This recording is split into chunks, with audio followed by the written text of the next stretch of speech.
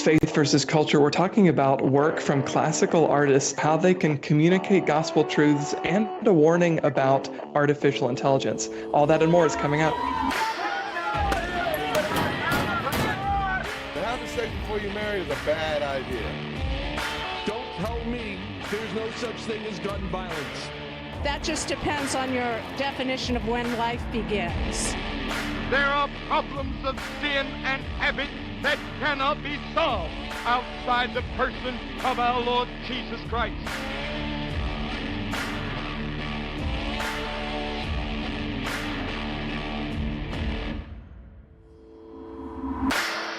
Well, welcome to this week's episode of Faith versus Culture. I'm Goins-Phillips here with our CBN News managing editor, Dan Andros. Dan, how are you today? I'm doing great, Trey. Well, it's good to have you here, and it's also good to have our guest, pastor and author, Russ Ramsey. Russ, you have a new book coming out called Van Gogh Has a Broken Heart. One, I want to ask you why you chose to write this book now, and then, and I know there are several artists throughout the book that you touch on, but tell us a little bit about Vincent van Gogh's history, because I'm curious, knowing that he grew up in a Christian home. He's the son of a minister. Mm-hmm. Yeah, I have been fascinated by and drawn to the art of Vincent van Gogh since I was probably I was 13 or 14 years old and in art classes in middle school. And he's this painter. Everybody knows his work, but his life is one of those stories that's full of a lot of beauty and tragedy and struggle and suffering and being a person who was ahead of his time. He grew up around the church, in the church. He served for a while as a missionary in a mining town, a poor mining town in the Netherlands, and he had a very intimate and genuine relationship with Jesus and a very complicated relationship with the church, particularly the church in Europe in the mid to late 1800s. It was it became an institution that he didn't really want to be a part of, although his love for the Lord was something that he wrote about often in his letters. And so one of the things that just has always drawn me to his work is that there's an honesty that runs through it about the brokenness of the world that we live in, and it's even present in pictures that you would look at and think it's just a pot of sunflowers or it's a sky at night. But there's an ache, there's an undeniable ache in the way that he painted and in the way that he wrote that makes his work to me just representative of something that is trying to tell the truth. And the title actually comes from Van Gogh Has a Broken Heart, comes from a letter where he was describing a painting to his brother that he was painting of just a bridge crossing a river, but he was describing all the colors. And then at the end of it, he said, "I'm trying to get at something utterly heartbroken and therefore utterly heartbreaking." And that was kind of the way that he worked, is even if he's just painting a picture of a bridge at sunset, there's something in it where there's the ache and the plight of humankind that he was trying to get his mind around, his heart around, and his paintings to reflect. So why were you drawn to even the topic of just art? I mean, right, as Christians, there's like a lot of big hot button issues going on. So talk about where art can speak into the big issues of the day today. Well, art is one of those things that I think for many people, what drew me to writing about it and draws me to writing about it and speaking about it is that I think art is one of those subjects where a lot of people feel intimidation on the front end. If I don't have an art degree, if I haven't studied art appreciation, I'm going to feel a little lost if I try to engage.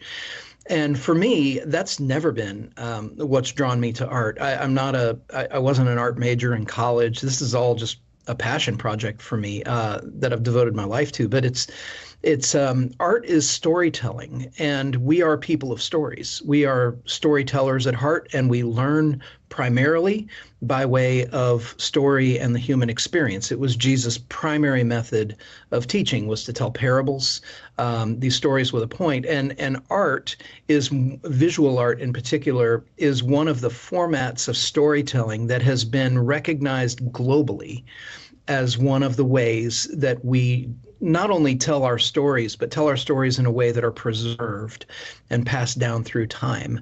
And so to stand in an art museum, it's, every major city in the world has an art museum. Why is that? Because there's something about that collection of work, and the people then walking into that place to stand in front of it and to see it, is not just that we're looking at pretty things, but we're looking at things that are telling our story back to us. And so the story element of the works of art themselves, and also the lives of the people who made these works of art, are fascinating to me. And so for me, these books really, at their most basic essence, is just stories. It's storytelling. And I love a good story, and I believe strongly in the power of a well-told story. Yeah, absolutely. I 100% agree with you when it comes to storytelling and the way that resonates with us, unlike really anything else. Talk a little bit about the different artists that you went through in the book, and maybe anything that surprised you or caught you off guard, or you weren't expecting to learn about these different artists and their stories. Yeah, I think one of the things that's surprising, although it shouldn't necessarily be a surprise, is that you know that old adage, be careful about meeting your heroes.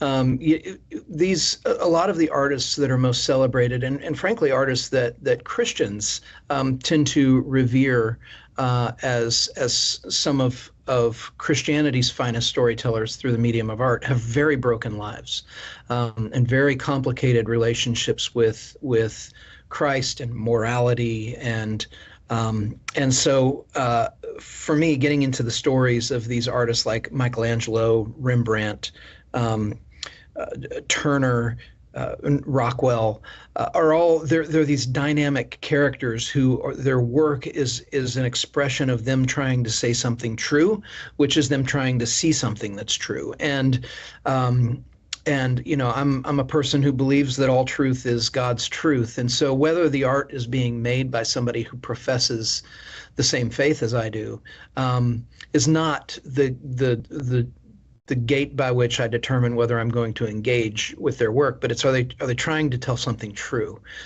Because a broken person who believes there is no God will tell us very, very true things about the loneliness of living in a broken world.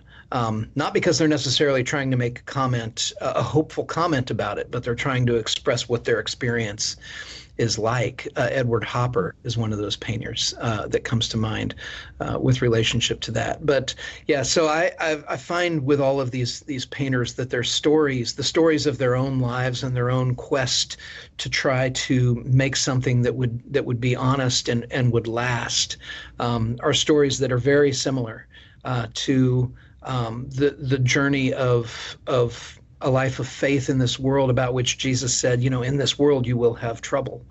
Take heart, I have overcome the world. But he doesn't say that in this world you'll just be surrounded by beauty and optimism. He says this is going to be a hard place to live. And a lot of the artists that I focus on have personally communicated something to me that has helped me navigate the difficulties I experience in this world. Mm-hmm. Yeah, for sure. Look, I think there's so much to discuss and so many things to go into, and we could go down so many different avenues with this. I'm excited to dig a little bit further into this conversation. So everybody stick with us. We'll be right back. We're going to fit in a quick break. We'll be right back on the other side.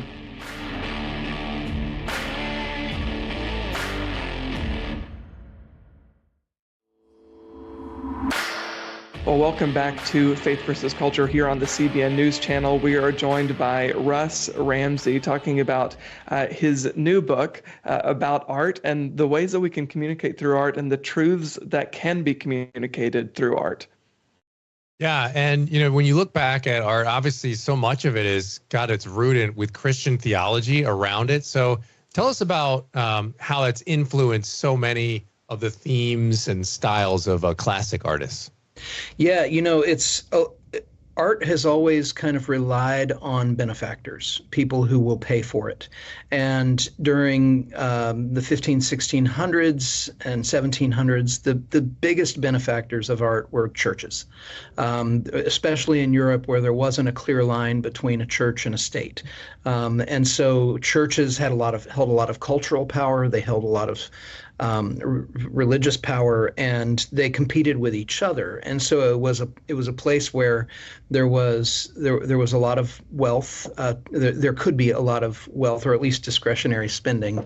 And then there were it was kind of a competition to get the best artists in their work in your church. And so, if you go to Italy, and you travel around there, you'll see, Michelangelo sculptures just hanging out in some church you've never heard of that's tucked away in some alley. But those churches would compete for having they were pop artists. They were rock stars in a lot of ways. And so there was a lot of intent, but also because it was churches, so much of the art that we have from those eras is religious and biblical in nature because they were commissioned pieces.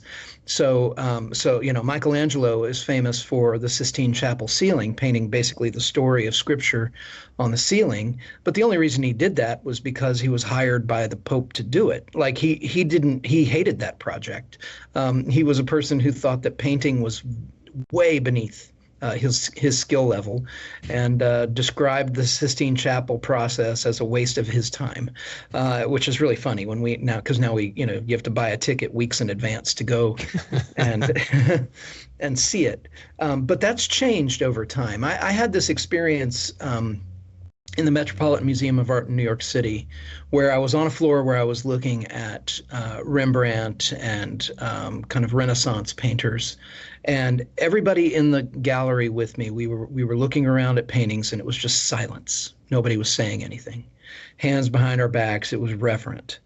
And then I went down a flight of stairs and into a room that was Picasso and Dali and more modern art, and everybody was talking. And it was strange enough that I noticed, like, what is happening here?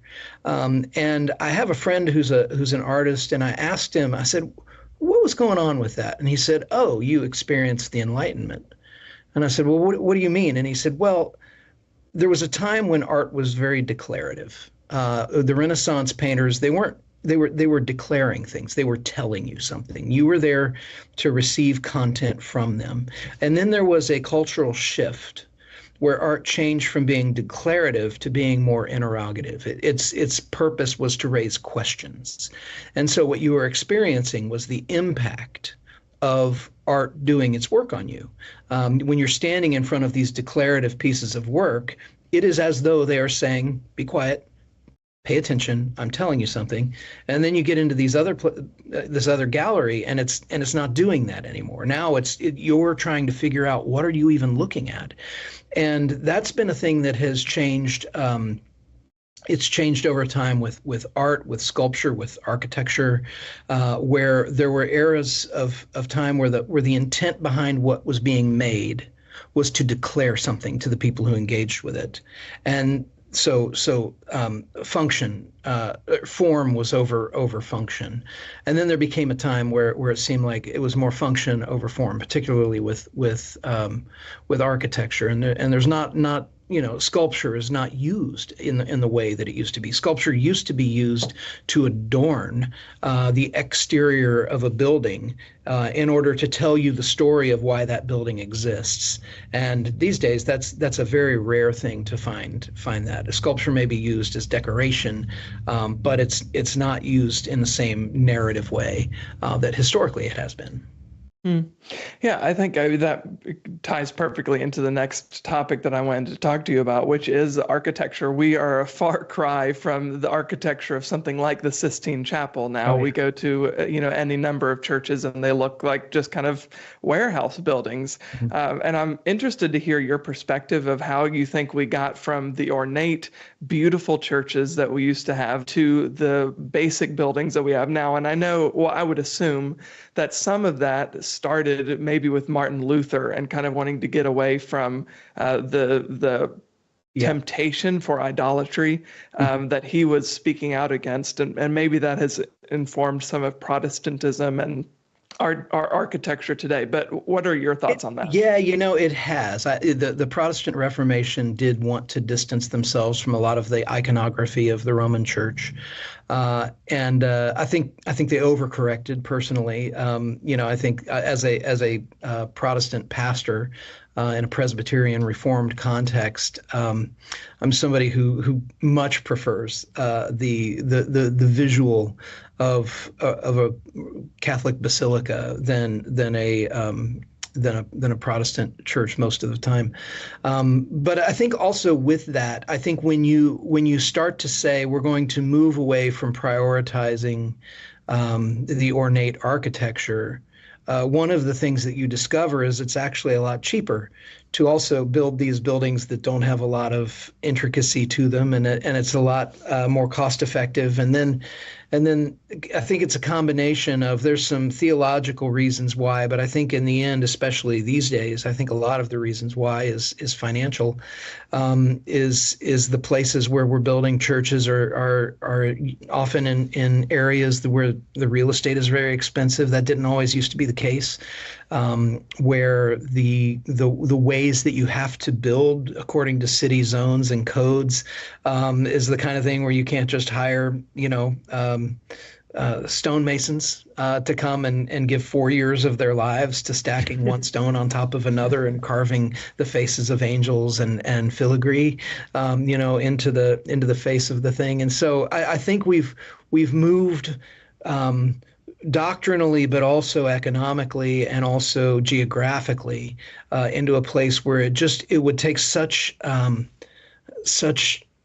financial commitment to build something like that. I think of the Sagrada de Familia in Barcelona, this church that is still being built, and it's ridiculously ornate and elaborate, and it's this wonder of the world when it comes to architecture. And I don't know if it'll ever be finished, if they'll always just be completely doing it, but it kind of stands alone in that city as the only thing of its kind. I mean, there are Barcelona's known for its architecture, and for a few key architects who were responsible for some of these things. But that church, if you go look it up, just look up the cathedral in Barcelona if you want to see a picture of it. You won't believe your eyes. It looks like it's something out of another world.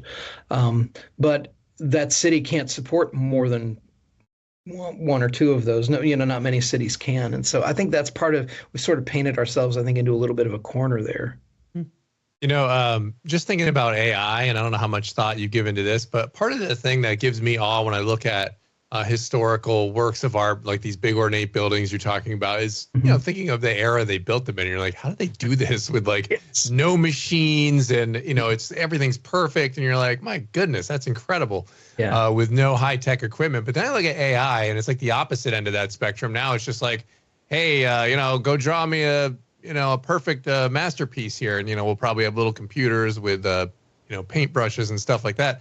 Mm-hmm. So I don't know. What do you see when you see AI and the advent of that as it pertains to art? I think one of the great temptations in our culture right now is to skip steps. And what we inadvertently lose when we try to do that is we lose craft. We lose the ability to do, the generational ability to do and to teach.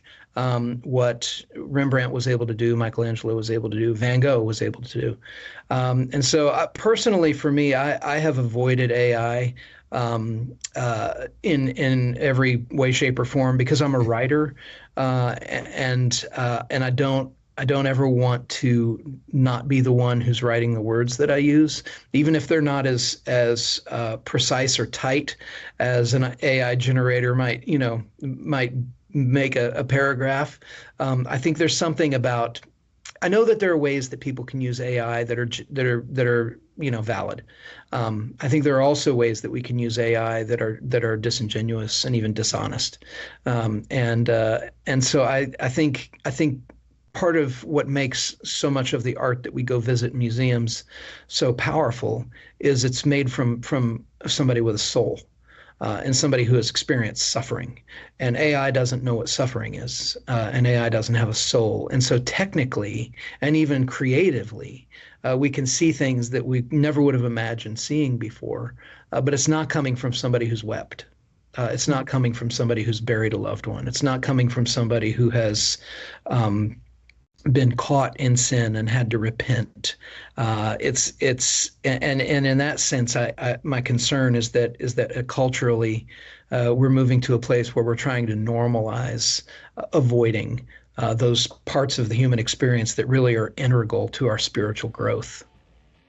Russ Ramsey, the book is Van Gogh Has a Broken Heart. It'll be out October 22nd. Well, thank you so much for joining us. We appreciate your time. Thank you. This has been great.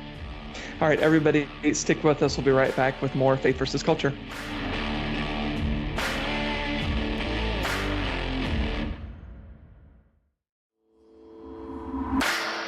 Welcome back to Faith versus Culture here on the CBN News Channel. I'm here with Dan Andros. Dan, I think that was such an encouraging conversation. I know that it was a little bit different from the topics we normally cover on Faith versus Culture, but I think it's important to talk about these things and talk about how art and the way we engage in culture is a reflection of the gospel. That's because the truth of the gospel is, to an extent, unavoidable.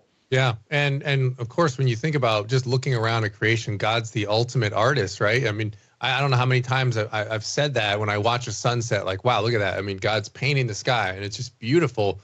And so we're made in his image, right? And so we are to create too, and we are to express ourselves in that way too. I mean, God didn't have to make the universe so gigantic and incredible, but he did. And, when in a way smaller way, obviously, when we create our art here, it can inspire awe and it can point people to God. And so it's something we definitely shouldn't neglect. Art means a lot more than just painting, right?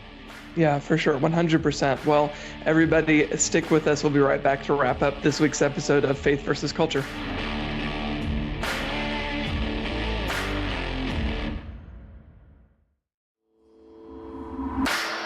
That is all the time we have for this week's episode of Faith versus Culture here on the CBN News Channel. Thank you so much for joining us for that important conversation. If you want more news from a Christian perspective, as always, go over to cbnnews.com and never miss any news of the day. Also, sign up for our Quick Start newsletter, as well as our Quick Start podcast that goes out every weekday morning at 6 a.m., where we go through the news from a gospel perspective. Again, thank you so much for being here, and God bless you.